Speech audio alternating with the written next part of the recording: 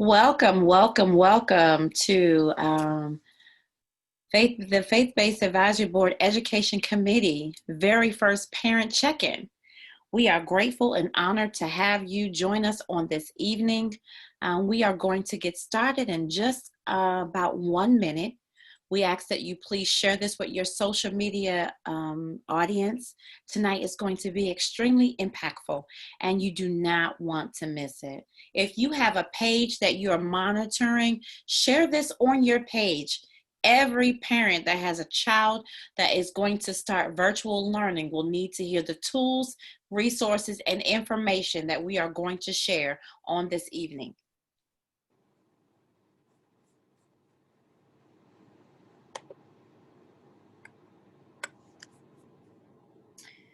Team, can you just mute your lines until you're speaking? And when it's time for you to speak, you can manually unmute yourselves.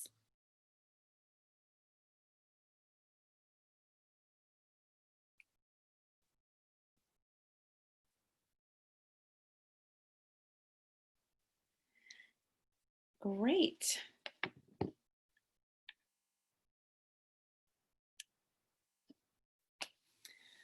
Well, my name is Lady Nakia Wright. I am the chair of the Faith-Based Advisory Board for Prince George's County, and it gives me great joy to share our first moment for our Faith-Based Advisory Board. If you are joining us for the very first time, the Faith-Based Advisory Board was put in place by our very own county executive, Angela Alsterbrooks. The thought that she had in mind was that we would bridge the government entities with the faith-based community, and together we would make Prince George's County strong, proud, and true trailblazers for such a time as this. As you all know, that churches are the leading places that each of our communities, the people in our community visit frequently, and we wanted to make sure that we were answers to the leadership within our county. Today, we are going to put forward what we believe to be an answer for living in times where the only constant is unknown. We have heard the parents out here who are experiencing virtual learning. Some experienced it the last quarter. Some were extremely successful, but there were more of us that had more questions, more worries, and more fears. And we wanted to make sure that as we begin the school year, 2020 through 2021, that the parents in Prince George's County, while we are targeting Prince George's County, please know that this is regional answers that will be shared on this evening. We wanted to make sure that as we are committed to being answers in the earth, that parents, educators, and teachers, you know that you are not alone. We have a panelist of very wise women. Joining me, right next to me, I believe if your screen looks like mine, you will see the communication specialist for the Faith-Based Advisory Board, Tanya Fletcher. Can you give us a wave, Tanya? Yes. We have with us Pastor Vita McCoy, who is also a principal of Avalon Elementary School, who's been an educator in Prince George's County her entire career. How commendable is that? She's done some phenomenal things with her school. She's going to be sharing that information on tonight. She's going to empower. She's going to give resources for parents. She's going to provide structure, give you ideas to provide structure. She's going to be your biggest cheerleader and your greatest ally this school year. In addition to Vita, we have Sheila. Sheila is also on our mental health committee. Sheila, correct? Did I say it? I'm not great with names. Thank you, Jesus. Sheila Correct, who's on our mental health committee. We had a meeting on last week, and she came with her passion for youth. She came with some answers. She came with her expertise and her wisdom. And so, as you know, that we have 5 committees here for the Faith-Based Advisory Board: youth, education, cultural awareness, the newest one, public safety, and economic development. And all of the committees are going to work together. So you'll see many of us crossing over in the committees in order to provide the answers that we all need.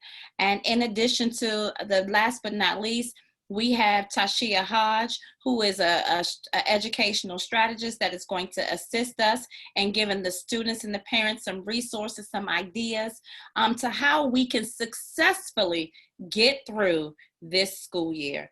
Again, as I've said before, the only constant we have is the unknown. However, if you are well equipped in unknown territories, nothing catches you off guard. You have all of your resources to respond correctly, strongly. And listen, there will be some, I'm not going to say failures, there's going to be some lessons in this school year.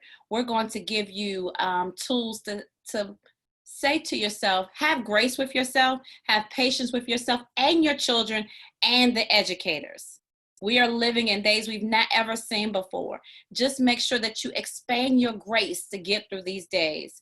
Pastor Vita McCoy was going to open us up. However, she got knocked off, but she'll be joining us very shortly. So Sheila, we were going to start with the parents, but listen, and this time has taught us you have to be ready to pivot at a moment's notice. So will you share with us some of your thoughts and your wisdom and your ideas that you have for the children? Because we forget that while we're living through a pandemic, so are they. And we have to make sure that we check on the mental well-being of our children. We have to make sure that we ask them questions and that we answer their questions. Sometimes as parents, we assume that they are okay, but sometimes they're not. So Sheila, can you please share with us on this evening? Thank you so much, yes. And thank you so much for your introduction, and thank you so much for having me here tonight. I'm very excited. So like Lady Wright said, I just want to speak with you about, about the children and how this going back to school virtually is really impacting them and is affecting them. So this pandemic has really been difficult on us as adults, right?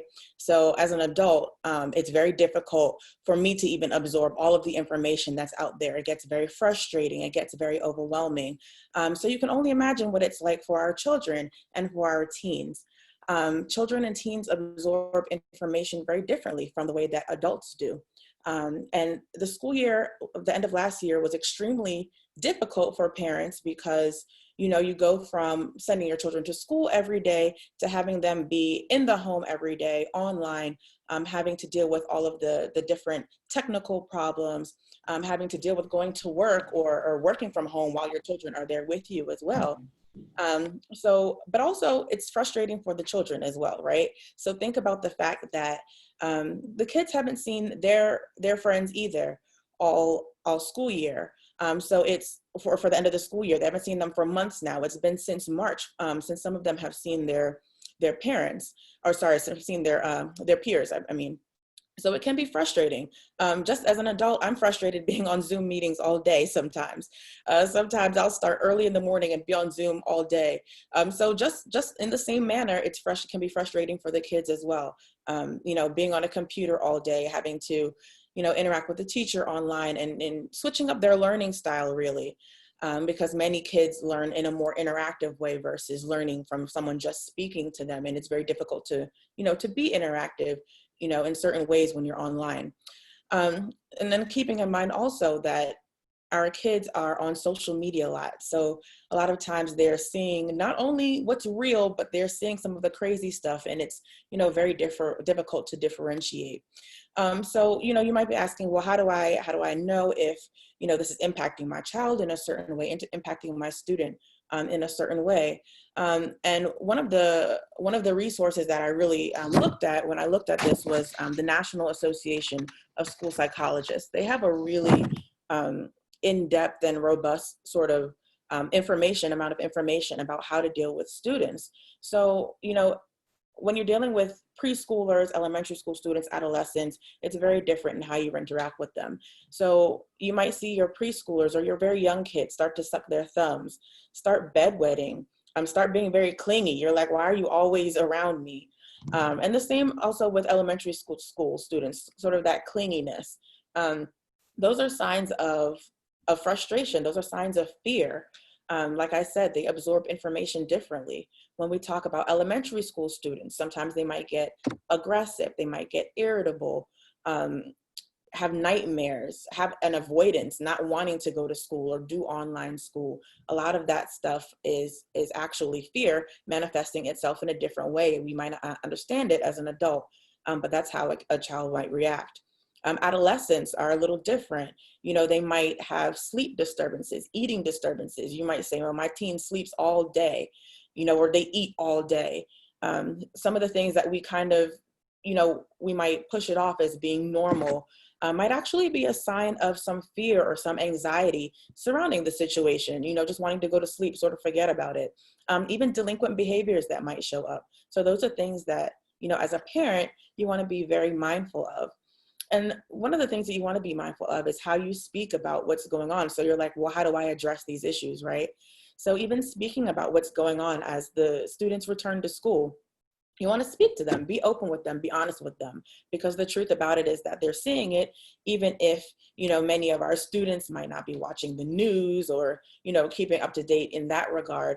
You know, now we live in a world where, you know, people are sending memes, are sending text messages, you're on Instagram, you're on Twitter, you're on Facebook. So they're getting their information and it's not always the right information.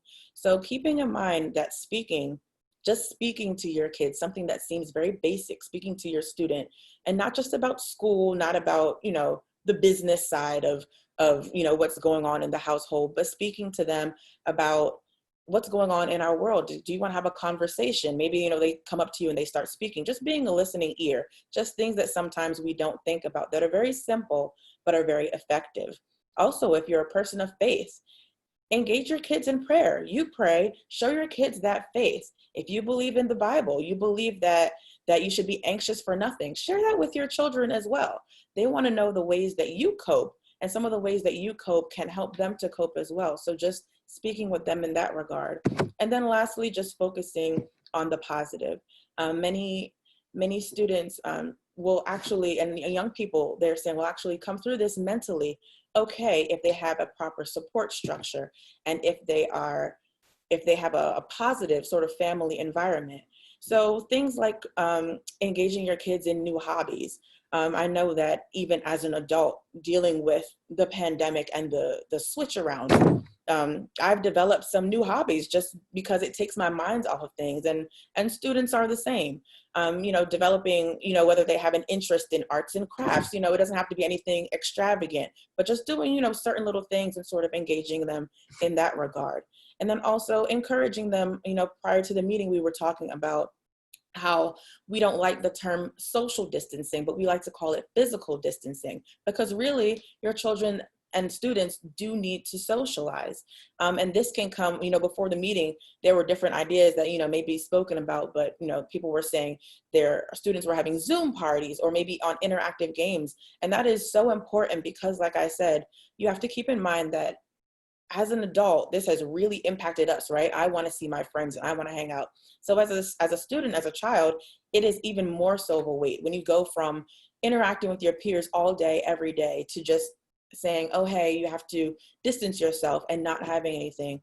So it's really important that we encourage our students to keep engaging with their peers, to remain positive, and then just as a takeaway, remember to just speak with your children, speak with them, keep them engaged, keep in mind of the different symptoms that you might see of fear or anxiety or depression that I spoke about. And then you will definitely get through this successfully in dealing with that portion of what your students are going to. And I will turn it back over to you, Lady Wright. That was excellent, excellent, excellent. You shared some information that was extremely vital. And one of the resounding theme that I heard you say is, at this time, we have to pay attention to the details. No matter how small they are, our children speak so loudly with their actions, and you have to pay attention. Shirley, you shared some extremely important trigger points and some actions that children do. If people would like to get more information about what it is that you shared tonight, how can they find you? Sure. So I will post this information on my organization's webpage. So I'm the founder and director of Overcomer Inc. So I will share that on overcomerinc.org. So that's INC, overcomerinc.org. And I will share that information there. And we will also post your information on our social media page. Tanya, can you share with our listening audience a few ways that they can reach us? They can keep in contact with what it is that we're doing and how they can share information with us? Yes, please. If you have anything that you would like for the Faith-Based Advisory Board to share, you can always email us at fbab@gmail.com, fbab@gmail.com, and we will post it on both of our social media platforms, which is Instagram at Faith-Based Advisory, and then on Facebook is Faith-Based Advisory Board. Again, our email address is fbab@gmail.com. Excellent. Thank you so very much. Again, Sheila, that was extremely vital. Our young children, again, are living through these days as we are as well, and making sure that they have what they need to mentally get through these days are extremely important. Our next panelist that we're going to hear from today is an educator here in Prince George's County. She's been an educator for over 30 years. Is that correct, Pastor McCoy?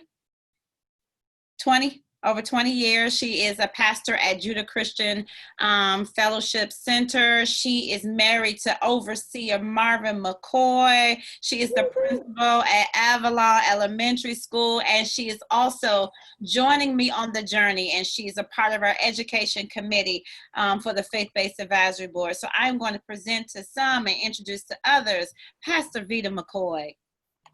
Hello, hello, hello, Dr. Wright, Tashia, Corette, and Tanya, and Tashia Hodge. Thank you all so much. To Pastor McNeil in his absence, to our county executive, I'm ever grateful for this opportunity. And to my boss, one of the baddest sisters there is, Dr. Monica Golson, who is leading us into unprecedented waters and territories, but doing it so well. What I want to do tonight is to talk about school starts August 31st. That's a week from this coming Monday. Staff came back today. I spent the entire morning, the entire day, welcoming my staff and welcoming them back and getting them ready for the new school year. All summer, the central office, the school board, school district has been getting building leaders, principals, supervisors ready to receive both staff and students. So that's the first thing that I want to say to parents to kind of give you some comfort, some peace, is that we are as prepared as we can be. No stone has been left unturned. We have done, our school district has done everything that we could think of that was possible, feasible, to be ready to provide the best possible educational experience for our scholars. The second thing I want to say is that what will happen August 31st is that school resumes. So it is different from spring 2020, where we basically had the continuation of access to learning. For the first 2 weeks that we went out, we were just schools were closed. But even in that, teachers were still trying to teach students. And then we went into what we called continuation of learning. This is school. This counts, the grades count, the absences count. I think in the spring, they didn't get certain grades, maybe social skills and work habits, all of those things are back. So we must put on those caps and those ideologies, those mindsets that my child is returning to school. And the same way that you would do it if you were going to brick and mortar is how it needs to be done. And that means engagement, communication, participation, and support. Engagement, communication, participation, and support. The first thing I recommend for all parents is to go to pgcps.org, www.pgcps.org. Go to your child's school. There's a link there that says schools. Go to your child's school, visit the school's website, and get connected with every possible chain of communication your school has. For example, at Avalon, we have a school-wide communication platform called Class Dojo. Every teacher has a Class Dojo account. I have access to all Class Dojo accounts, so parents can communicate with me through that model, and then I'm on what we call the class story. Everybody has my email address. They can email me directly. Our CEO has said that all emails, all inquiries and requests for assistance would be returned within 24 to 48 hours. So you need email addresses. You need the principal, you need the guidance counselor, you need the registrar. You need to know their emails, because people in the physical buildings, to my knowledge, as of now, they're only staffed Mondays and Wednesdays. But you can leave a message. You can communicate electronically. Find out if they have a Facebook page. Find out if they have a Twitter page. Make it a part of your routine where you will check those communications frequently. The second thing is School Max. A lot of parents are scared of School Max. You have to become comfortable with that module so that you can get the information that you need. Information is power, but applied information is a superpower. All right, that's something I just learned that today. Information is power, but applied information is superpower. So we need our superpowers. The other thing is structure. Start your structure now, because schools will operate on their normal schedule. So it is not like, as I said before, it was continued learning. So your child could kind of log on when they woke up and that kind of thing. But at Avalon, we start school at 7:30, 7:55, right? So if your school is an early school, that child has to be on that device, in front of the device at the time that school starts, and engage in a full day of learning, So start now, going to bed. I gave my parents tonight, just before this meeting, I met with my parents and I gave them home learning environment success strategies, one of which is to have an identified location for learning in the home, a divider around that table. They're very inexpensive. We are providing them for our students, those dividers. Also, put away distractions, your games, the pets, the dolls, the TV, all of those things should be off. No eating or drinking during school, because you're not in brick and mortar, but this is learning. And so you shouldn't be eating or drinking. And then come dressed. The school district is not requiring uniforms, but the students should be what we have on what I call school appropriate clothing and be in a school appropriate place. So get those routines in place now. In addition to communication and a place to learn, parents need to know the difference between synchronous and asynchronous education or lessons. Synchronous means that the teacher is teaching and your child is learning at the same time. The teacher is teaching and the child is learning at the same time. They're teaching on their device or in the classroom. Your child is at home learning. That is happening. The teacher is on the screen. So that's another difference. There'll be less videos. There'll be less recordings. The teacher is doing active teaching. To help you manage the new dynamic of in-home learning, those live lessons will be recorded. Your child will receive 4 live synchronous lessons in math and reading. In science and social studies, they get 1 or 2 depending on the content requirement. The other subjects, what we call creative arts or specials, they are asynchronous, which means they are still live lessons. The teacher is still on the screen, but it's recorded and uploaded for viewing at a later time. So that's something you want to talk to your teacher and your principal about very early on. When is the synchronous learning taking place? When is the asynchronous learning taking place? What is the school schedule and where will the recorded lessons be stored? because we know there will be days when the technology isn't working. We know there will be days when the daycare falls through and those types of things. Meals are being distributed on Mondays and Thursdays, I believe, at your child's school. Also, there are parent support centers that open on August 31st. They will be open Mondays and Wednesdays, 2 hours in the morning, 2 hours in the afternoon. Mondays and Wednesdays, 2 hours in the morning, 2 hours in the afternoon. I'm going to give you the exact time. There are 9 locations spanning the entire realm of the district, from the northern end, the central, and the southern end.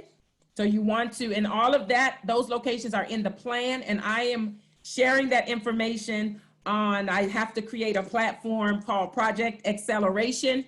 And so you can look for me. I will have that out very soon, and you can go to the Faith-Based Advisory Board for this. But there's a phone number where it will be fully staffed, where you can call during these hours, 8 to 10 in the morning and 6 to 8 in the evening.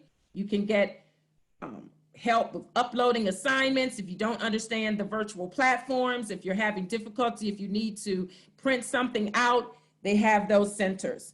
And I think that's it. I think that if you approach it with that mindset, there are a lot of nuances to this new dynamic, but I will say that I will share with you, as I shared with the staff of Avalon this morning, we are allowing our dreams to be bigger than our fears.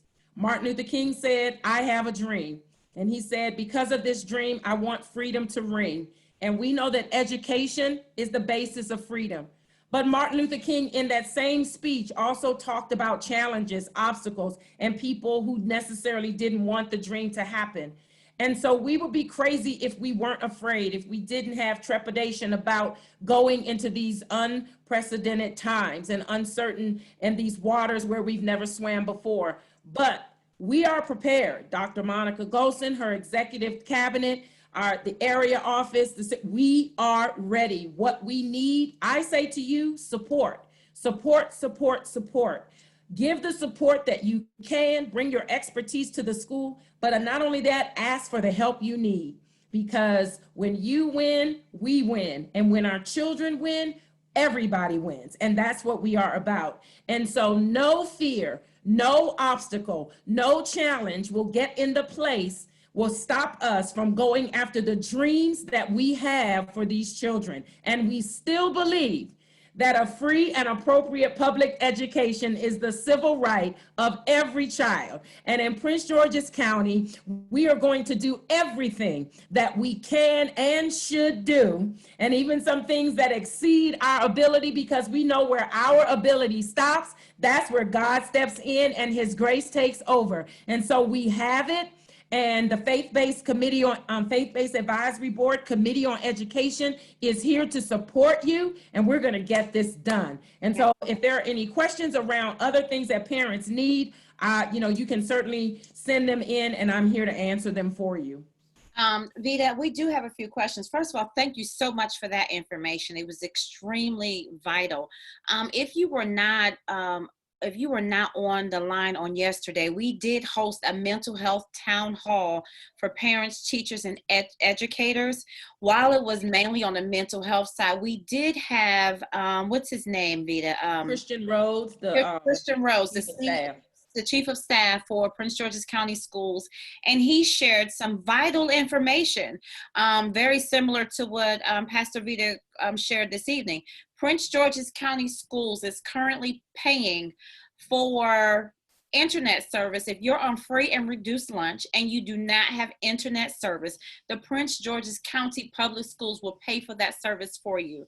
Tanya, can you make sure that we post how they can, tomorrow, can we make sure we post who they contact to get the free internet service?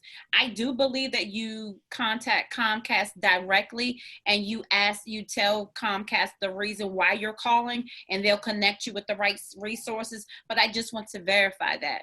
In addition to paying, that's it. See, there you go. And in addition to paying for the internet service, so you can go to the school in your neighborhood on Mondays, Wednesdays, and Fridays. Is that correct? For lunch? Or is it? they can go twice a week. I'm looking for the exact time, food distribution, Monday and Thursday, I believe. You pick up Monday and Thursday. Tuesday, and then you pick it up again middle of the week for the rest of the week, breakfast and lunch. Yes, and in addition to, if you're unable to get to the school bus drivers will bring the food to you. Again, if you follow the Faith-Based Advisory Board, we will make sure that we share with you how this process is done. But the things that the school system has done to make sure that our kids have everything that we need has been extremely vital. We are truly trailblazers in this distance learning, and I told the team before we came on, I'm Prince George's County proud of our school system. I mean, you guys have done some phenomenal things.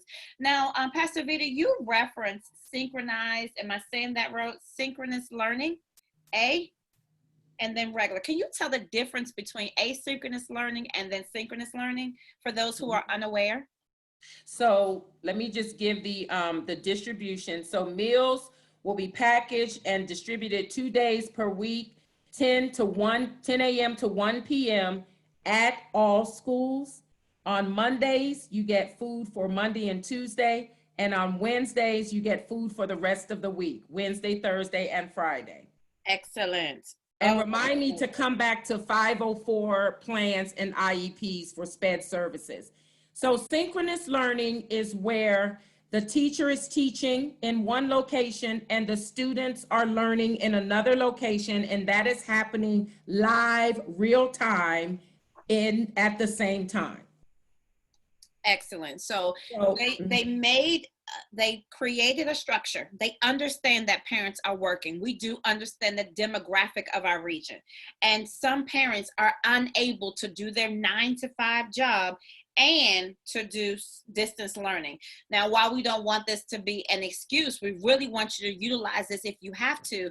If you are unable to do in-school instruction at the time that it is given, they've provided a platform that you can sit down with your child later in the evening. Is that correct, Vita? Absolutely. So all lessons will be recorded and uploaded to be viewed at a later time. Excellent, excellent, excellent. So it gives the students that direct instruction, the guided instruction that they need, both as whole group and small group. If they look at the plan, they will see those models. And it also takes into account the flexibility and consideration, as you said, for these home learning environments. Excellent. Now, the one thing that we will charge the parents with is that you have to reach out to your schools.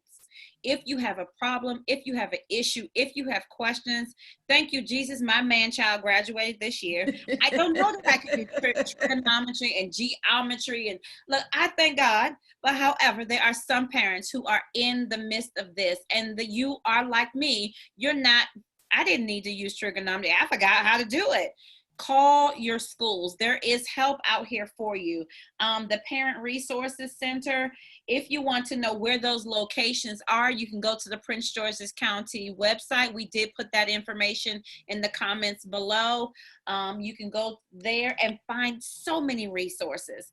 Now, Pastor Vita, a lot of people had questions if they have a child that's on a 504 plan or a special education student. What is the county doing to assist those parents? So the paraprofessionals and the support staffs who did not have the resources, the electronic devices in spring 2020 to provide that support and supplemental services are being given those materials so that they can be a part of the instructional model starting August 31st. So all aspects of IEPs and 504s will be met and satisfied. In addition, we will move forward with the IEP meeting and 504 plan meeting schedules. So our IEP meeting schedule is set for the year. So you should be able to contact your child's school now and find out so it's starting as if it's a normal school year. Find out when your child's IEP meeting is. You can request the emergency meeting if you feel that is necessary, and you should have a IEP or access to your child's IEP. It will be updated.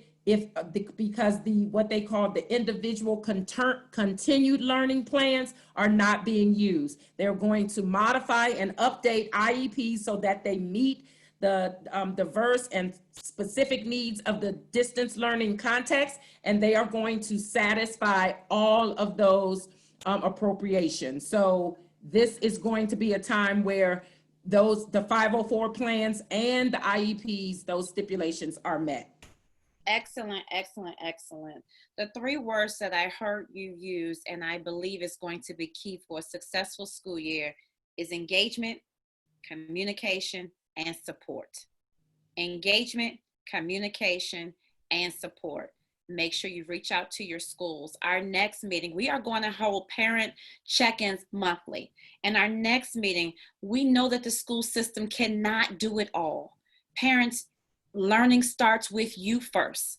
However, we do want to be, as a faith-based advisory board, and in addition to, we want to, as the churches and community leaders, assist you in filling in the gaps to make sure that you have what you need. So next month, parents, we're going to provide you with community resources that you can use and places that you can go to get some of the needs met that you have. One of the things that I will ask you to do, Pastor Vita, and then Tashia, we're going to move on to you. And after Tashia Hodge, we're going to have a Q&A. So if you're online, if you're listening and you have any questions, please make sure that you put your questions in the comment section and we'll answer them during the Q&A. Again, if you're joining us via Facebook, thank you so very much. You can also find these videos on our YouTube page, and you can search us under Faith-Based Advisory Board. You can share this information with your target audiences. I do believe that is extremely vital and important. It takes a village to get through this, and in the midst of a pandemic, I just believe that unity is happening and we're growing stronger together. Lady Wright? Yes. There was one other thing that I want the parents to be aware of, and that is the provision for school supplies. The school district is also providing a good number of school supplies for students. Pre-K students are getting a package. So pre-K parents don't have to buy supplies. Wow. Our tote bags, there are certainly communities that are filling up backpacks again. So check with your school, and we will have a list of churches that are giving away school supplies posted by Monday. Our church is one, Judah Christian Center, but there are churches that are still giving away school supplies, and the school supply list has been modified so that all elementary schools have the same supply list. All middle schools have the same supply list. All high schools have the same list, so that it's been scaled down and also specified for the home learning environment. And it's also being supplemented greatly by community partners and school budgets. So please, before you go out and spend, you know how we normally do, we go out and we just pack it all up, and check with your school first to see what supplies are being provided by them. If you're in pre-K, I strongly believe, I'm 95.999% sure that the pre-K students are getting their supplies, and materials are being distributed next week, consumables. So you need to check with your school and see when you're supposed to go there and pick up those textbooks, pick up those workbooks, pick up those electronic devices. We are 1-to-1 in our school district. So next week, over the next 7 or 8 days, is going to be a time where you're going to be reaching out to your school so that you can find out when devices, when materials are being distributed, because it will be on a schedule. Okay? Excellent. That's excellent. Last, before we go to our last panelist, Pastor Vita, if you had to speak to the heart of a parent who has some anxiety and some reservations about what the school year will consist of, how it will flow, what their role will be, can you speak some words of wisdom to the anxiety of a parent who has to go through the unknown, balancing all the roles that they have? Can you encourage their hearts today? He said, I'll never leave you nor forsake you. And sometimes the help, the song that comes to my mind that says, all of my help comes from the Lord. And that help is most of the times, a lot of the times, in the form of community. So I'd like to add another word, and maybe we'll use that word instead of or in addition to support: community. You are not alone. It's good. You are not alone. Many have lost income. They've had to cut back hours. I know I am a pastor in addition to being an educator. So I carry in my heart the burdens of our people as well, in addition to my parents and my stakeholders and my staff and my community. I have staff members who are also parents. So I just want you to know it's about community. We have been charged and given some leeway to listen to what you need. I'm speaking as an educator, as a representative of this school district. And I will say that the home environment and the challenges of the distance learning at home will not get in the way of your child's success. And we are here to serve you. So you are not alone, because God promised that you would never be alone. And community, one can chase 1,000, but two can put 10,000 to flight. And you are stronger than you think you are. And if you would look at the last big thing that you came through, when you went into it, you thought you'd never get out of it. But here you are about to face something else. But guess what? You're not by yourself. You're not by yourself. We are here with you. Excellent. Thank you so very much. That is excellent. Thank you. Thank you. Thank you. A couple of weeks ago, Tashia Hodge had the honor of working with the county to work with the youth of our county to do an abstinence program. And in this program, she saw some things with the youth today that she said, if we don't tackle it head on, it will be one of the many distractions that our youth face today. Tashia Hodge, can you please share with us your resources, your information, your insight with the parents as a result of what you have experienced, what you've seen, and in your years? She also heads up the youth department at the Gathering at Forestville. Shameless plug, that's my church with one of the greatest pastors on the earth, Bishop Donald Wright. Thank you so much. Tashia, can you just take a moment and share with our listening audience, please? Absolutely. Thank you for having me. Thank you for having me this evening, as these women have shared some phenomenal tips on this new norm. Of course, we all know that COVID-19 has catapulted us all into a new reality. And so just embracing some concepts for the alternative education. As she shared, I did host a advocacy and on abstinence workshop last week, and what it left me concerned as far as the engagement. So I wasn't privy to how the end of the school year ended on virtual learning, because I don't have a school age child.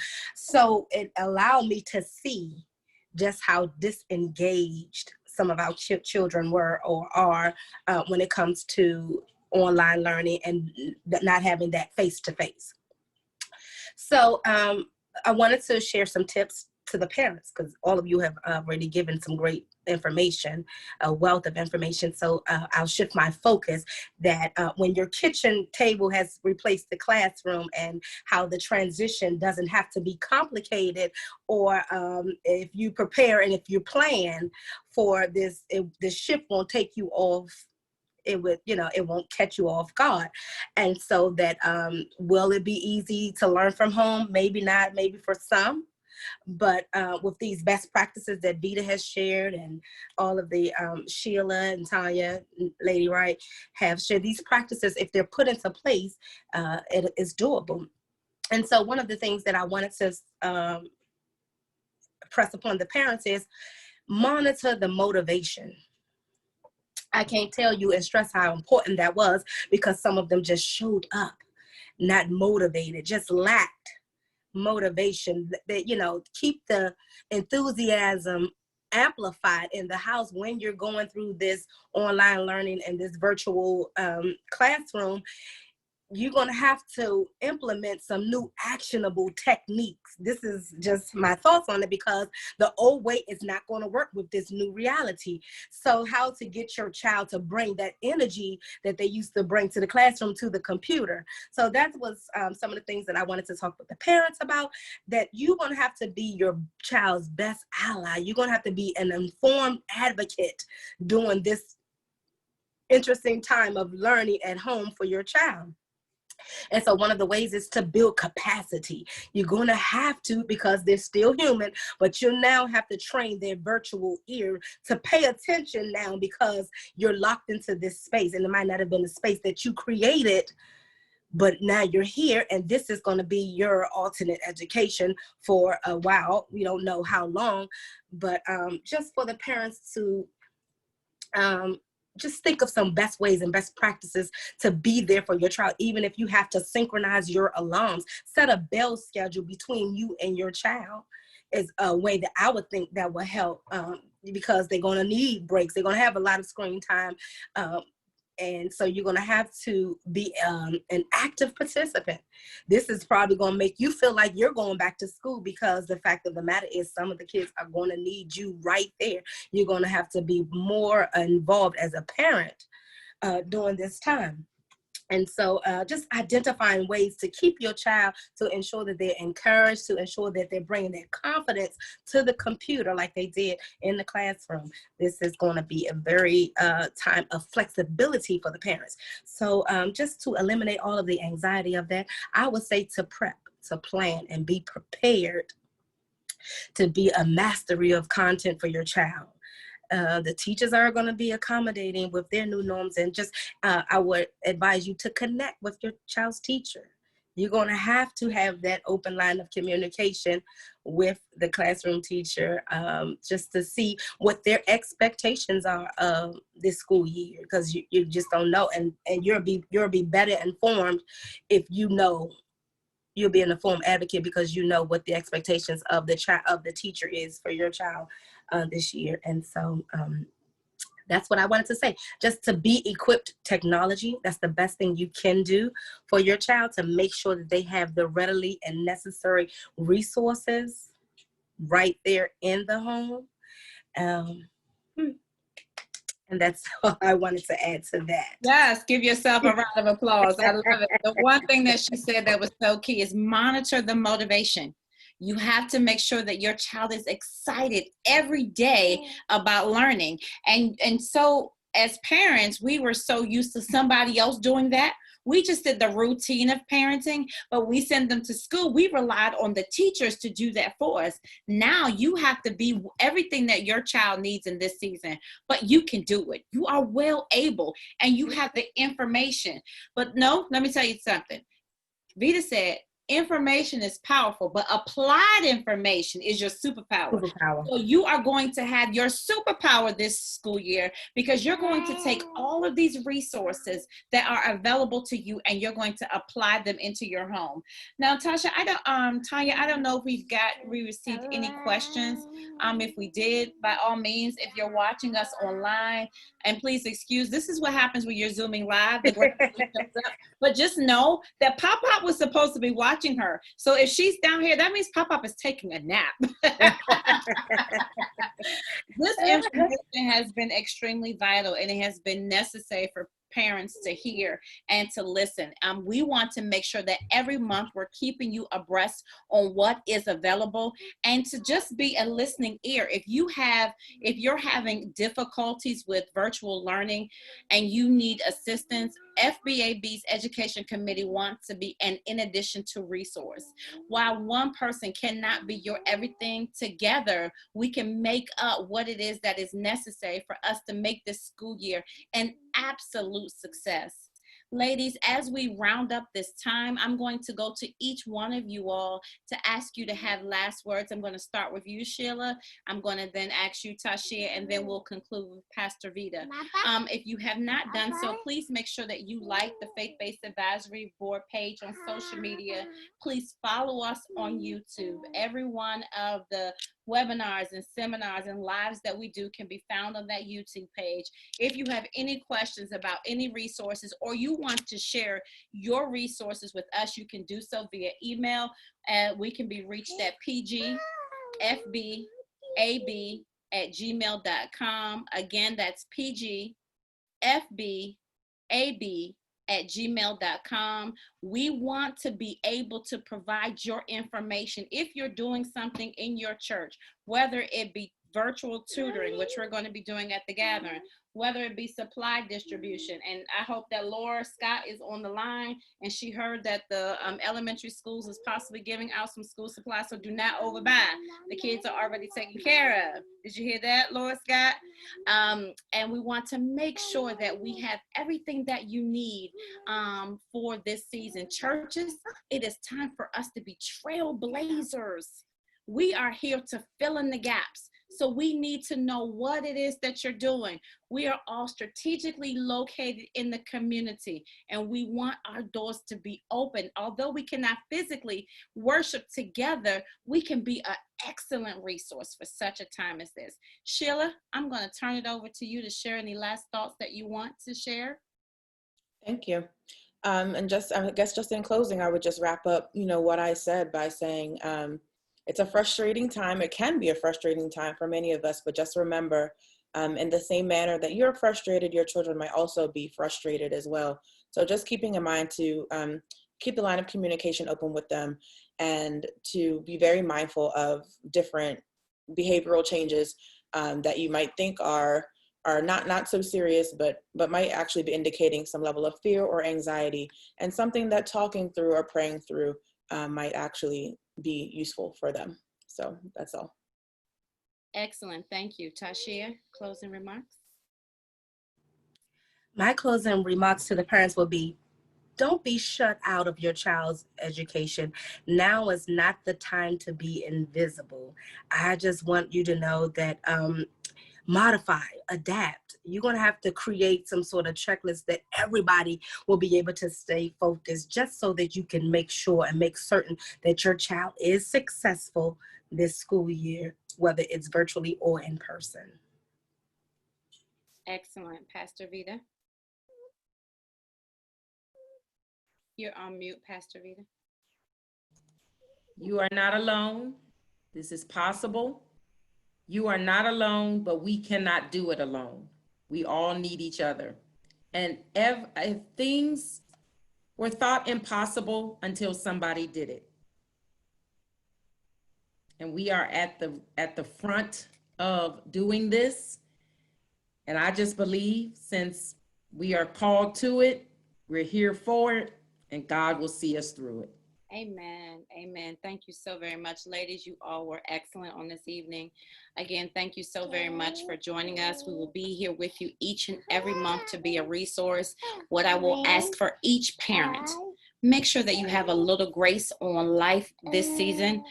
As I stated, we're all living through days we've never lived through before, and the only constant is the unknown. Have a little grace. As Tashia said, increase your capacity and be your child's greatest ally. Do not let them feel like that they are alone, and do not ever make them feel like that this is a burden, because it is a joy to have children. It is a joy to be able to impart in our own children. And I just say to you, you got this. As Pastor Vida said, you are not alone. It takes a village. Utilize your village. If you don't have one, we are trying to create one for you. We are in this together. Prince George's County, Monica Goldstein, we say thank you for being a trailblazer. Thank you for leading the charge. Thank you for pivoting at a moment's notice.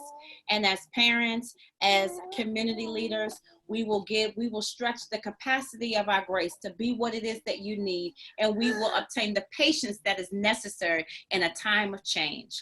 So without further ado, if all hearts and minds are clear, we're going to conclude this moment, and we look forward to coming to you next month, as we continue the parent check-in. Thank you, ladies.